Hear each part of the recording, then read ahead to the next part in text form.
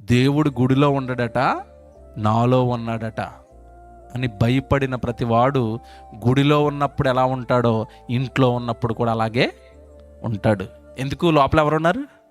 దేవుడు నాలో ఉన్నాడండి, అబద్ధాలు ఆడకూడదండి. దేవుడు నాలో ఉన్నాడండి, వ్యభిచారం చేయకూడదండి. దేవుడు నాలో ఉన్నాడండి, అశ్లీలమైనవి చూడకూడదండి. దేవుడు నాలో ఉన్నాడండి, నేను ఎవరిని తిట్టకూడదండి. దేవుడు నాలో ఉన్నాడండి, ఎవరిని కీడు చేయకూడదండి. దేవుడు నాలో ఉన్నాడండి, నేను ఎవరిని చెడ్డ పనులు చేస్తే చూసి బాధపడతాడండి.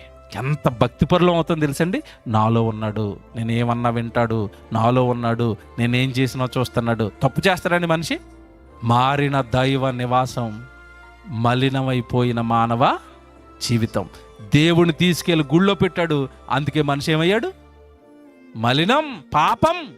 నీలో దేవుడున్నాడు, నీతో దేవుడున్నాడు అంటే మడ్ర ఎలాగండి చేస్తాడు? అమ్మ నాయుడు లేదు, దేవుడు లోపల ఉన్నాడు, నేను ఎలా చేసేస్తాను మడ్రు? మాస్టర్ ఉంటే పిల్లోడు కంట్రోల్లో ఉంటాడు. దేవుడు మనలో ఉన్నాడన్న జ్ఞానం మనిషికి ఉంటే మనిషి కూడా దేంట్లో ఉంటాడు? కంట్రోల్లో ఉంటాడు. మన బ్రతుకులు మారకపోవడానికి కారణం నాలో దేవుడు ఉన్నాడన్న నిజం మనకి తెలియకపోవటం.